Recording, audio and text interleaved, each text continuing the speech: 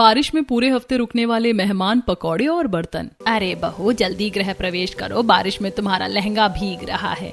अरे मम्मी जी, देवरानी जी बारिश में देवर जी के साथ भीग सके इसीलिए तो उन्होंने बारिश में शादी की है। दीदी शर्माइए मत देवरानी जी, जल्दी गृह प्रवेश कीजिए वरना सच में अगर भीग गई तो शादी की पहली रात ही सर्दी लग जाएगी आपको। अवंतिका चावल के कलश को गिराकर अभिषेक के साथ गृह प्रवेश करती है और फिर अभिषेक के साथ अपने कमरे में चली जाती है। रात बिताती है। अगली सुबह मूसलाधार बारिश हो रही होती है और मॉडर्न साड़ी में अवंतिका हॉल में सभी के बीच आती है। मम्मी जी पहली रसोई में क्या बनाऊं? बहू आज तेरी पहली रसोई है, जो मन करे वो बना ले। हाँ बहू, पूरी रसोई तुम दोनों देवरानी जेठानी की ही है। बारिश का मौसम है तो गर्मा गर्म पकौड़े और मीठे में जलेबी बना लेती हूँ, तब तक आप लोग बालकनी में बारिश का मजा लीजिए। अवंतिका विनीता के साथ पहली रसोई में आती है और विनीता की मदद से पहले रसोई में पालक, पनीर, आलू और मिक्स वेज कटलेट के पकौड़े तलती है। वाह देवरानी जी, आपको तो काफी तरह तरह के पकौड़े तलने आते हैं और क्या खुशबू आ रही है पकौड़ों से। दीदी मेरे कजिन तो मुझे पकौड़ी क्वीन बुलाते हैं। जब भी मेरे मायके में मीटअप होता है सबके लिए मैं ही पकौड़े बनाती हूँ। ऐसी बातें करते हुए अवंतिका पकौड़ों के बाद जलेबियां तलती है और अलग अलग बर्तनों में सजाकर बालकनी में सभी को गर्मा गर्म जलेबी और चारों तरह के पकौड़े परोसती है। अरे वाह भाई, एक तो बारिश, ऊपर से बहू की पहली रसोई के इतने स्वादिष्ट पकौड़े। बहू जलेबी और पकौड़े दोनों बहुत स्वादिष्ट है। अगर हमारे मेहमानों को तू ऐसे पकौड़े खिला दे तब तो हमारे मेहमान तेरे पकौड़ों के दीवाने हो जाएंगे। बारिश में पकौड़े और मीठी जलेबी के साथ अवंतिका की पहली रसोई पूरी होती है। वहीं दूसरी तरफ रसोई के सिंक में ढेरों बर्तन हो जाते हैं, जिससे दोनों देवरानी जेठानी रसोई का सारा काम खत्म करती हैं। ऐसे ही शाम के 4 बजते ही बाहर से भजन और गाने बजने की आवाजें आने लगती हैं। अरे ये अचानक भजन कहाँ और क्यों बजने लगे? अरे कल सावन का पहला सोमवार है ना, इसी खुशी में मंदिर में गाने भजन लगाए जा रहे हैं। हम क्यों ना हम भी वो शिव जी की पूजा रख लें जो बड़ी भाभी के आने पर रखी थी। हाँ बेटा, बहुत सही बात कही। शादी के बाद शिव जी की पूजा रखनी चाहिए। लेकिन मम्मी, शादी के बाद शिव जी की पूजा रखने का इतना खास कारण क्या है? क्योंकि शिव जी और माता पार्वती को पहला ऐसा जोड़ा माना जाता है जिन्होंने प्रेम विवाह किया था। वैसे मेरा प्लान तो था कि बारिश में अपने पति के साथ घूमने जाऊंगी, लेकिन चलो ये भी ठीक है। उज्जीवन और कल्याणी अपने सभी रिश्तेदारों को फोन करके घर आने का निमंत्रण देते हैं। वहीं विनीत और अभिषेक पंडित दीनदयाल जी के साथ मिलकर सावन के पहले सोमवार में रुद्राभिषेक की तैयारी करने लगते हैं। वहीं रात होते होते मयूरी, कृतिका और उर्मिला अपने दोनों बेटे, बहू और 4 पोते पोती के साथ मेहमान बनकर पहुंचती हैं। अरे वाह, मेरी बहन और भाभी दोनों साथ में आई है। वो भी अब अपने बच्चों के साथ। आने में कोई तकलीफ तो नहीं हुई ना? नहीं नहीं भैया, भला हमें आने में कोई तकलीफ कैसे होने लगी? हम तो बस आपकी छोटी बहू की शादी से अभी घर पहुंचे ही थे और अब फिर चले आए। वो क्या है ना, हमारा घर तो आपको पता ही है कितना दूर है। अब अगर हम कल आने का प्लान करते तो पक्का बारिश के कारण हम लेट हो जाते, इसलिए हम रात में ही आ गए। अच्छा हुआ हम रात में आ गए, अब कृतिका बुआ के साथ रात भर मस्ती करेंगे। बिल्कुल भाभियों, बच्चों की टेंशन छोड़ दीजिए। अब जब तक हम यहाँ हैं ये चारों मेरे साथ ही रहेंगे। हाँ ननद जी, ले जाइए इन बदमाशों को। हाँ वैसे भी कृतिका और इन बच्चों में ज्यादा फर्क है नहीं। देवरानी जी कल व्रत रखना है और आज इतने मेहमान आ गए, अब सबका आदर सत्कार करना पड़ेगा, फिर सबके लिए बिस्तर भी लगाने पड़ेंगे। रात में विनीता और अवंतिका अपने बुआ, चाची, सास और उनके दोनों बेटे, बहू और 4 बच्चों के साथ अपने नंद का आदर से स्वागत करती हैं और मीठे पानी के साथ घर के गेस्ट रूम को तैयार करती हैं, जिनमें सभी मेहमान मिलजुल कर सो जाते हैं। रात बिताती हैं। अगले दिन पूजा की व्यवस्था के लिए पंडित दीनदयाल आते हैं। विनीत और अभिषेक पंडित जी के साथ मिलकर पूजा की तैयारी करने लगते हैं। वहीं सभी मेहमान सोफे पर बैठे होते हैं। बहू जब तक पूजा की तैयारी हो रही तब तक नाश्ते पानी के लिए कुछ खाने के साथ पकौड़े बना लो। देख बाहर मौसम कितना अच्छा है। बुआ जी घर में पूजा हो रही है, ऐसे में प्याज लहसुन वाले पकौड़े कैसे बना सकते हैं? नहीं दीदी, बिना प्याज लहसुन के भी पकौड़े बन सकते हैं। मुझे सिंघाड़े और कुट्टू के आटे के पकौड़े बनाने आते हैं। आप सभी बैठिए, मैं अभी बनाकर लाती हूँ। अवंतिका रसोई में आती है। रसोई की खिड़की से बाहर हो रही बारिश की कुछ बूंदें और ठंडी हवाओं के बीच अवंतिका सिंघाड़े और कुट्टू के आटे को अलग अलग गूंथती है। उसमें साबूदाना उबालकर उसके अंदर भरकर छोटे छोटे टुकड़ों में काटती है और गर्म तेल की कढ़ाई में तलती है। खुशबू तो अच्छी आ रही, बस सभी मेहमानों को मेरे हाथ के बने पकौड़े पसंद आ जाए।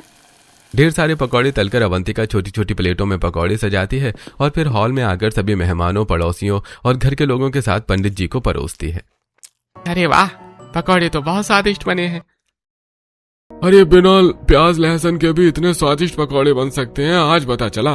सच में छोटी देवरानी जी, पकौड़ी तो कमाल की बनाई है। ऐसे स्वादिष्ट पकौड़ी तो हम जिंदगी में कभी नहीं बना पाएंगे।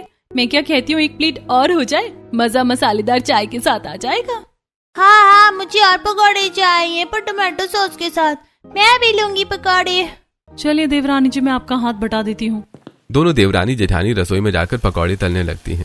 जहां अवंतिका पकौड़े तलती है, वहीं विनीता सभी मेहमानों को परोसती है। धीरे धीरे घर के सारे बर्तन झूठे सिंक में इकट्ठा होने लगते हैं। दूसरी तरफ पूजा की सारी तैयारियां भी हो जाती हैं। अरे बहुओं, जल्दी करो, जल्दी पूजा में जाओ। और भला पूजा पाठ के कार्यक्रम में कोई इतनी विलंब करता है क्या? दीदी, पंडित जी पूजा के लिए बुला रहे हैं, पर पकौड़े तलकर तो मेरा पूरा मेकअप बह गया है। अब मुझे ऐसी पूजा में बैठना पड़ेगा और फिर सारे बर्तन भी झूठे हो गए। पूजा के बाद सभी को खाना किस में खिलाएंगे? देवरानी जी, सावन चल रहा है, हम डिस्पोजल प्लेटों का इस्तेमाल नहीं कर सकते, वरना वो कूड़ेदान से उड़कर यहाँ वहाँ जाएंगे। किसी कांवड़िया या व्रतधारी का पांव पड़ गया तो हमें ही पाप पड़ेगा। और वैसे भी डिस्पोजल में काफी खर्च होगा। मैं सारे बर्तन धो लेती हूँ, तब तक आप पूजा में बैठिए। वैसे भी पूजा में हम दोनों बहू बैठे हैं, जरूरी नहीं है। अवंतिका पसीने से खराब हुआ मेकअप रसोई में पानी से धोकर रुद्राभिषेक में जाती है और अभिषेक के साथ रुद्राभिषेक करती है। पूरा परिवार रुद्राभिषेक में शामिल होता है। वहीं विनीता बर्तन धोते रह जाती है। रुद्राभिषेक के बाद सभी मेहमान, पड़ोसी, रिश्तेदार, बच्चे खाने पर बैठते हैं। सब्जी में क्या है? छोले की सब्जी है। नहीं, मुझे तो पकौड़ों की सब्जी खानी है। चाची के पकौड़े बहुत टेस्टी हैं, उसी की सब्जी बनवाओ। बेटी, जिद नहीं करती, जो बना है वो खा लो। अरे दीदी, बच्चों को क्यों डांट रही हैं? अब उसने कहा है तो मैं उसके लिए थोड़ी सी सब्जी बना देती हूँ। अवंतिका रसोई में आती है और पकौड़े तलकर पकौड़ों की सब्जी तैयार करती है और सीमा को पकौड़े की सब्जी, पूड़ी और बाकियों को पूड़ियाँ, खीर, छोले की सब्जी और हलवा परोसती है। लगता है पकौड़े की सब्जी बहुत स्वादिष्ट बनी है। देखो सीमा कैसे मजे से खा रही। बहू, अगर सब्जी बची है तो थोड़ी मुझे भी दे दे। बहू, जल्दी सब्जी ला। और इधर देख, पंडित जी की पूरी खत्म हो रही है, पंडित जी को भी पकौड़े की सब्जी और पूरी दे। जी मम्मी जी, मैं अभी पकौड़े की सब्जी बनाकर लाती हूँ। अरे बहू, तेरे पकौड़ों की सब्जी ज्यादा चल रही है, जरा सबको थोड़ी थोड़ी देर में पूछ पूछ कर अच्छे से खिला। मेहमानों का खुद मांगना अच्छा नहीं लगता। और तुम दोनों हलवा लेकर क्या घूम रहे हो, तुम भी ध्यान दो। विनीता बाहर मेहमानों के पास जाकर पकौड़े की सब्जी पूछ पूछ कर परोसने लगती है। रसोई में अवंतिका पकौड़े तलती रहती है। एक बार में जितने पकौड़े बनते हैं, मेहमान बारिश की दूसरी बूंद जमीन पर गिरने से पहले चट कर जाते हैं। खाना खत्म होने के बाद बच्चों, पंडित, पड़ोसियों और मेहमानों के बर्तनों का ढेर सिंक में जमा हो जाता है।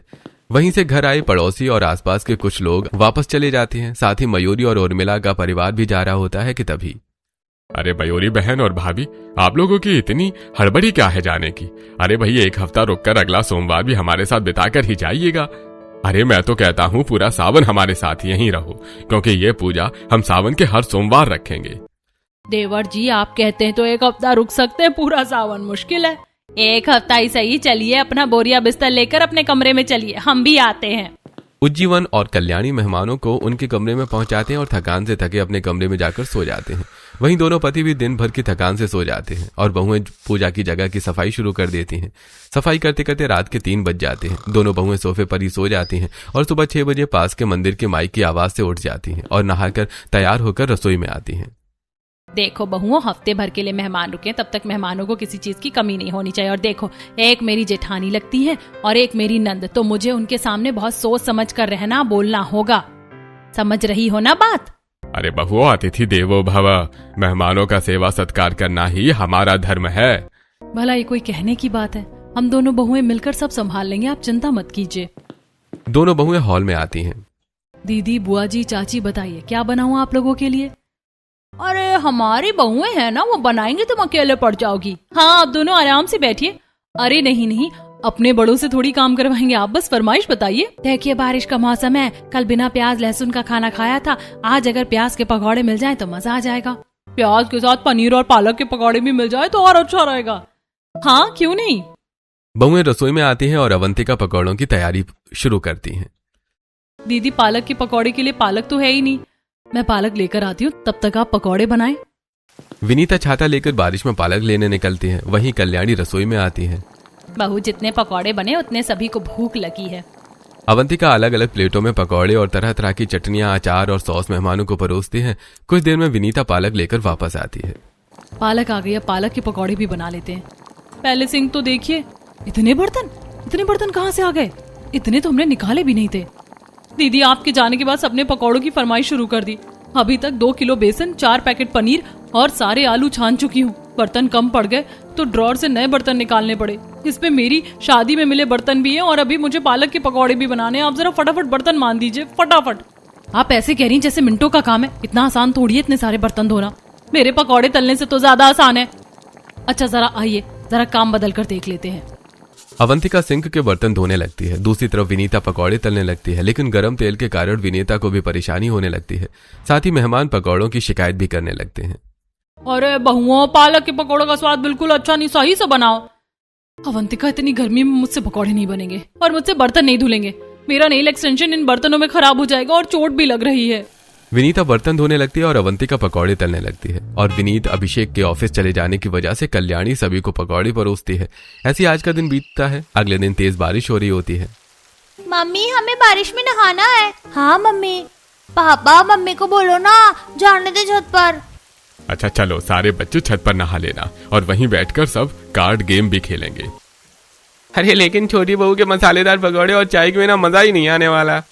हाँ, और इस बार चटनी के मिर्च और लहसुन की 2 कलियां ज्यादा पीसना, फिर कलौंजी का तड़का घी में लगाकर चटनी के ऊपर डाल देना।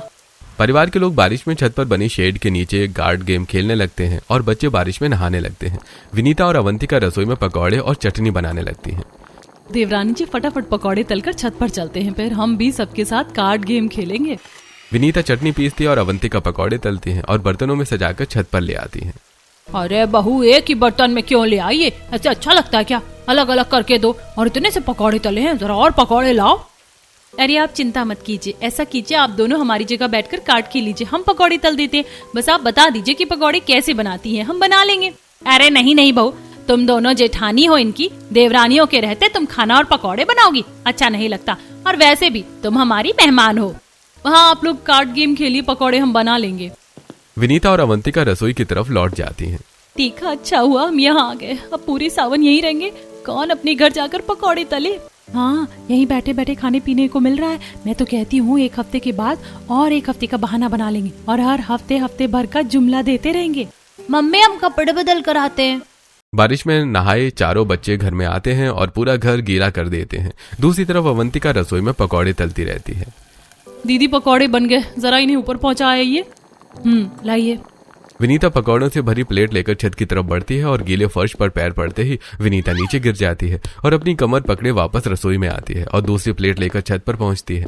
इसी तरह दोपहर के खाने के बाद शाम में मेहमानों की तरफ से फिर कई तरह के पकौड़ों की फरमाइश आती है। रसोई में दोपहर के झूठे बर्तन भी जमा हैं। इन मेहमानों ने तो इतने सारे पकौड़ों की फरमाइश कर दी, दोपहर के बर्तन भी झूठे पड़े हैं।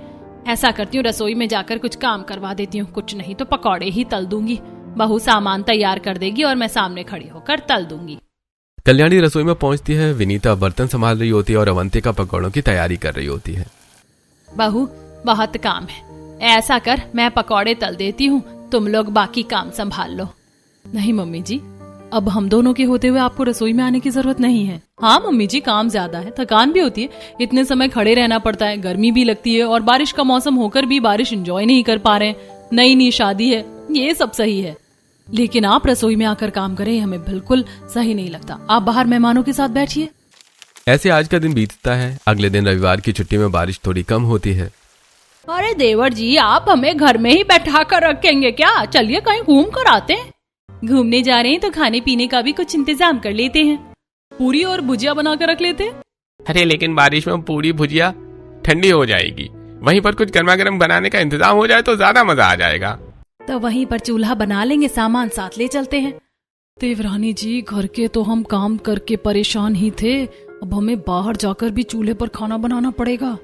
दीदी एक काम करते, इंडक्शन और सिगड़ी वाला चूल्हा साथ ले चलते, कम से कम चूल्हे का धुआं तो नहीं खाना पड़ेगा। दोनों बहुएं इंडक्शन और सिगड़ी वाला चूल्हा और कुछ राशन गाड़ी की डिग्गी में रख देती हैं और कुछ देर बाद सभी लोग एक पहाड़ी जगह पर पहुंचते हैं, जहां हल्की बारिश के बीच सभी लोग अलग अलग घूमने लगते हैं और विनीता और अवंतिका इंडक्शन और सिगड़ी पर पकौड़े, टिक्कियां और खाने की तैयारी करने लगती हैं। चाची और पकौड़े दो, मुझे भी चाहिए। मुझे भी और चाहिए। रुको रुको, अभी और बन रहे हैं। दोनों बहुएं फिर पकौड़े तलने लगती हैं। पकौड़े तैयार होते ही बच्चे तुरंत पकौड़े खा जाते हैं। वहीं प्याज काटते हुए विनीता की आंखों से आंसू बहने लगते हैं। तभी बारिश के बीच पहाड़ पर घूमने आए 2 कपल बहू के पास आते हैं। अच्छा सुनिए, आप इन लोगों के पकौड़े बनाने के कितने पैसे ले रही है? हमारे लिए भी कुछ पकौड़े बना दीजिए, सामान और आपके जो भी पैसे होंगे हम दे देंगे। हम क्या पकौड़े बनाने वाली दिख रही हैं तुम्हें? हाँ, पिछले 1 घंटे से पकौड़े तलकर खिलाए जा रही हो, तो कौन है आप? हमारे लिए नहीं तलना तो मत तलो, हम चले जा रहे हैं। देखा दीदी, लोग हमें पकौड़े बनाने वाली समझ रहे हैं। हम नहीं, सिर्फ आप। पकौड़े आप तल रही हैं। जेठानी जी, नाराज मत होइए। आपने पहले सोमवार के दिन बिना प्याज के पकौड़े बनाकर खुद के पैर पर खुद ही कुल्हाड़ी मारी थी, और कल फिर सोमवार है। हफ्ता पूरा होता है, अगले दिन फिर सोमवार होता है। दोनों बहुएं सुबह से व्रत रखकर पूजा और मेहमानों की तैयारियों में लग जाती हैं। घर में पहले से रुके मेहमानों के साथ फूफा ससुर उमेश और ताऊ ससुर अखिलेश भी आ जाते हैं।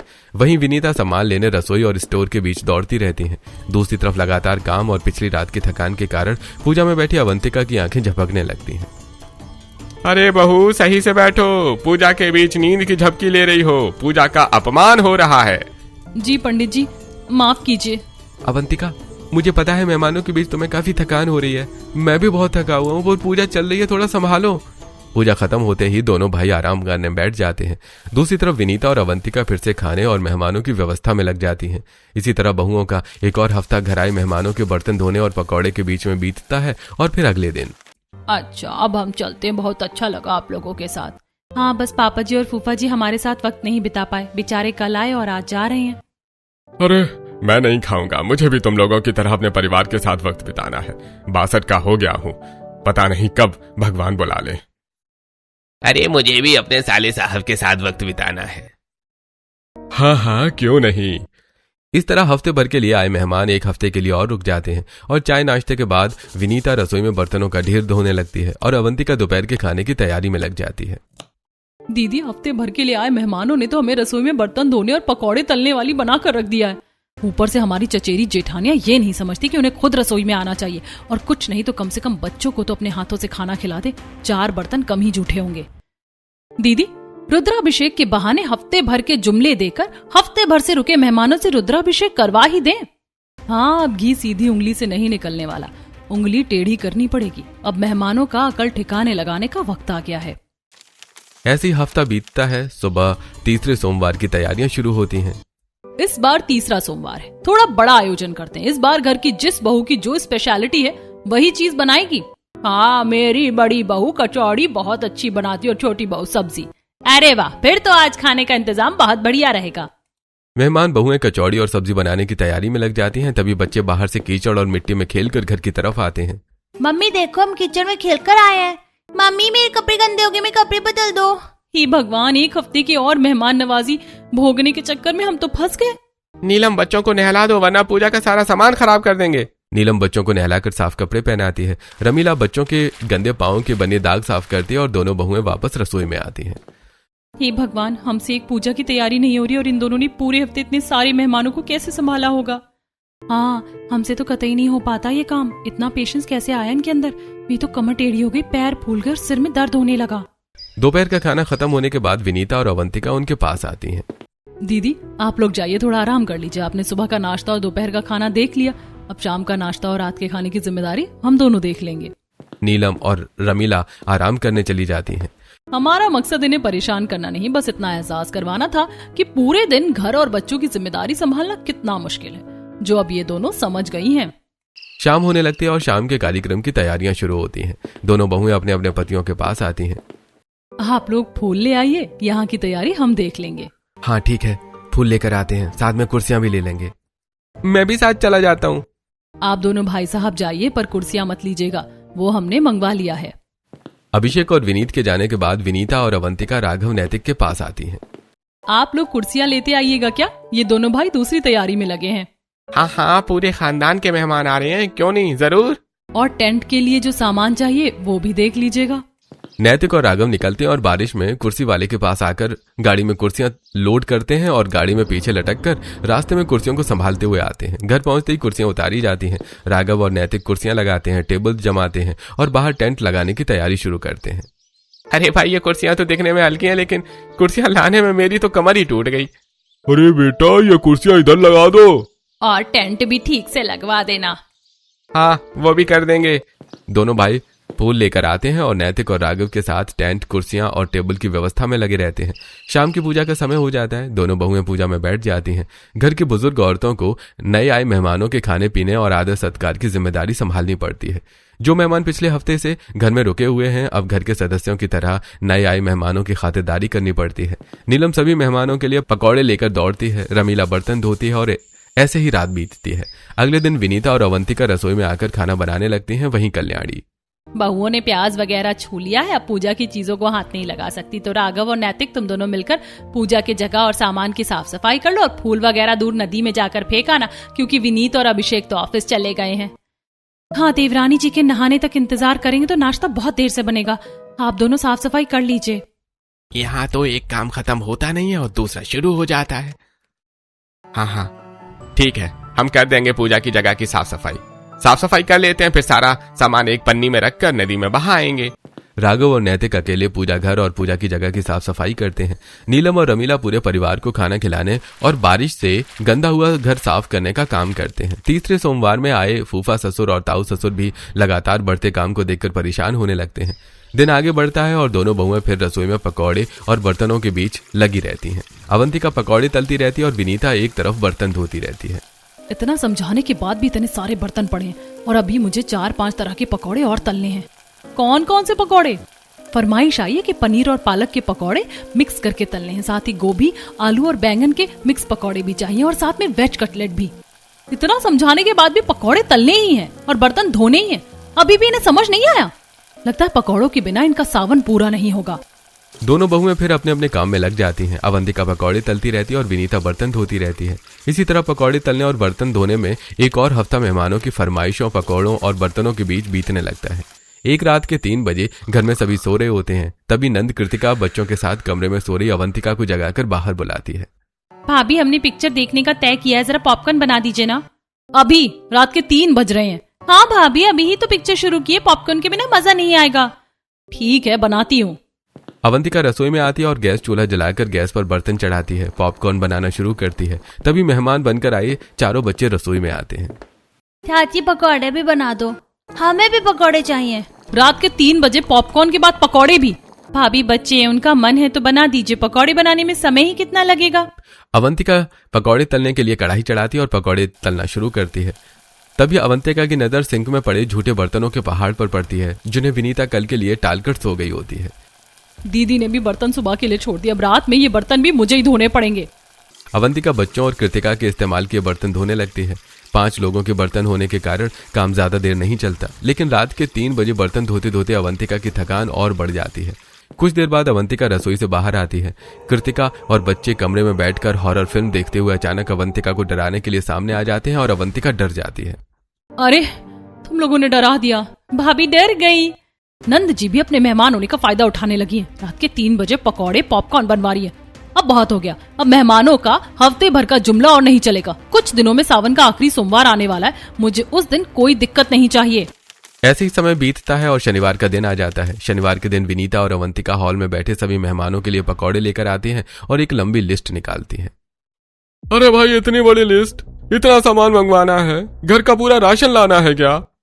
नहीं, ये सामान की लिस्ट नहीं है, ये 150 मेहमानों की लिस्ट है। सामान की लिस्ट तो इससे भी ज्यादा है, जो आप लोगों को कम से कम 2 बार में लेकर आना है। ये सब मेहमान हैं, इतने सारे? दीदी, आखिरी सोमवार भी ये लोग व्रत रखेंगे, ऊपर से इतने सारे मेहमानों को बुला रहे हैं, कहीं काम फिर हमारे ही ऊपर ना आ जाए। और हम तो व्रत रखते ही नहीं है, ये बात सबको पता है। कहीं 150 मेहमानों का खाना और अगर नाश्ता भी बनाना पड़ गया ना, तो पकौड़े तलते तलते ही मेरी उंगलियां जल जाएंगी और बर्तन धोते धोते आपकी उंगलियां घिस जाएंगी। ऐसा करते हैं, कोई बहाना बनाकर निकलते हैं, अपने पतियों से कहते हैं कोई बहाना बना दो। अच्छा ठीक है, अभी कहती हूँ। मौका देखकर नीलम और रमीला अपने अपने पतियों के साथ घर के खाली कोने में आती हैं। ए जी, क्या जिंदगी भर यहीं बैठे रहोगे? हम कहाँ बैठे रहेंगे? तुमने ही तो कहा था कि सावन के बाद जाएंगे। घर जाकर बहुत काम करना पड़ता है, वहाँ थोड़ा आराम करेंगे, जिठानी बनकर रहेंगे। अब मुझे क्यों कह रही हो? 150 मेहमानों की लिस्ट देखिए। 50 मेहमानों की कुर्सियां उठाते समय तुम्हारी कमर में दर्द हो गया था। अब 150 मेहमानों की कुर्सियां और खाना परोसने में क्या हालत होगी? अरे 150 मेहमान? अरे भैया, हम यहाँ घूमने आए हैं, इनकी मजदूरी करने नहीं। ऐसा करो, घर वालों से कह दो बच्चों के एग्जाम है, मैं अभी टैक्सी बुक करता हूँ, तुरंत निकलेंगे। ठीक है, यही बहाना सही रहेगा। दोनों मेहमान बहुएं अपने अपने पतियों से बात करके जाने की तैयारी शुरू कर देती हैं। कपड़े और सामान बैग में रखे जाते हैं और टैक्सी बुक होती है। थोड़ी देर में बहुएं अपनी प्लानिंग अपने घर वालों को बता देती हैं और सभी धीरे धीरे तैयार हो जाते हैं और दरवाजे पर 4 टैक्सी भी आकर खड़ी हो जाती हैं। अरे बहू, तुम लोग क्यों जा रही हो? अभी तो 2 दिन बाद आखिरी सावन का सोमवार है। आखिरी सावन रुक जाना। हाँ भाई, घर आए मेहमान ऐसे बीच में घर छोड़कर चले जाएं अच्छा नहीं लगता। 1 हफ्ता और रुक जाइए। हम भी नहीं जाना चाहते मम्मी जी, लेकिन क्या करें, सोमवार से बच्चों की एग्जाम है। अगर कल भी बच्चों ने पढ़ाई नहीं की तो पहला एग्जाम ही खराब हो जाएगा। बच्चों की पढ़ाई भी जरूरी, इसीलिए जाना पड़ेगा। अच्छा बहू, बच्चों का एग्जाम है तो क्या कर सकते हैं। एक एक करके मेहमान अपने सामान के साथ घर से निकलने लगते हैं। कुछ ही देर में हफ्तों के जुमले से भरा घर मेहमानों से खाली हो जाता है। सभी मेहमानों के चले जाने के बाद कल्याणी अपनी दोनों बहुओं की तरफ देखती है और हाँ, मेरी बहुओं के बच्चों का एग्जाम है। बड़े आए झूठ बोलने वाली। मैं नहीं समझती क्या? ऐसे ही बाल नहीं पकाए मैंने। लाओ लाओ जी, मैं कर देती हूँ और फिर जाकर बैठ जाती थी। अच्छा हुआ गए मेहमान। बड़े जिद्दी मेहमान थे। हफ्ते हफ्ते का जुमला देकर 3 हफ्तों से रुके हुए थे। जितने पकौड़े हमने पूरे बारिश में नहीं खाए होंगे उतने इन्होंने सिर्फ हफ्ते हफ्ते कहकर खत्म कर दिए। मम्मी जी, हमारे मेहमानों को तो लगता है जैसे हमें एग्जाम के बारे में कुछ पता ही नहीं है, कि इस समय कोई एग्जाम होते ही नहीं। अरे बहू, तो बताया क्यों नहीं? जबरदस्ती उन्हें 1 हफ्ता और रोकती और सावन के बाद सबक सिखाती, तब मजा आता। मम्मी जी, आप सावन के बाद सबक सिखाती? हमने पहले ही सबक सिखा दिया। अब तो वो सबक सीख गई हैं। हमें कुछ करने की जरूरत ही नहीं पड़ी। कुछ घंटे काम करके ही समझ आ गया कि पूरे हफ्ते घर में रहकर बहुओं पर कितना काम पड़ता है। अच्छा हुआ चली गई, बड़ा परेशान करती थी। इतना तो पूजा में खर्च नहीं होता था जितना पकौड़े खा खा कर और बर्तन धोने के साबुन और पानी में खर्च कर देती थी। खैर, बात सिर्फ पकौड़ों की नहीं है। तुम दोनों को भी व्रत में बहुत परेशान होना पड़ता था। मुझे सब दिखता था, लेकिन मैं भी क्या करती। मेहमान थे, हमारी मजबूरी थी। अरे कोई बात नहीं, अब सब चले गए हैं। अब हमारी बहुएं अच्छे मन से व्रत रखेंगी और अच्छे से पूजा करेंगी। किसी तरह की दिक्कत नहीं होगी। उन लोगों से घर के सभी लोग परेशान होते हैं, लेकिन मेहमान होने के कारण कोई कुछ बोल नहीं पाता था। और अगले दिन आखिरी सोमवार आता है। घर में हल्की सजावट होती है। पड़ोस की क्रांति और शांति को पूजा के लिए बुलाया जाता है। घर में प्रसाद और खिचड़ी, हलवा और पूड़ी तैयार की जाती है। आज तो घर का माहौल ही बदल गया, कितनी शांति है। हाँ, आज किसी को पकौड़ों की फरमाइश करते नहीं देखा। आज बस हमारा पूजा पर ध्यान है, पकौड़े तलने और बर्तन धोने में नहीं। प्रसाद, खिचड़ी, हलवा और पूड़ी छोटी छोटी कटोरियों में रखकर सभी को दी जाती है। दोनों बहुएं बिना किसी परेशानी के पूजा की तैयारी पूरी करती हैं। पूजा के समय विनीता और अवंतिका शिवलिंग के सामने बैठती हैं और रुद्राभिषेक करती हैं। कल्याणी और उज्जीवन पास बैठकर पूजा देखते हैं। दोनों बहुएं आज बहुत अच्छे से रुद्राभिषेक कर रही हैं। भगवान शिव दोनों पर अपनी कृपा बनाए रखें। हर हर महादेव, हर हर महादेव। दोनों बहुएं रुद्राभिषेक पूरा करती हैं। परिवार और पड़ोसी प्रसाद लेते हैं। बिना किसी मेहमान की फरमाइश, बिना पकौड़ों की लंबी तैयारी और बिना बर्तनों के ढेर के बारिश में अपने परिवार के साथ अपना आखिरी सावन एंजॉय करती हैं।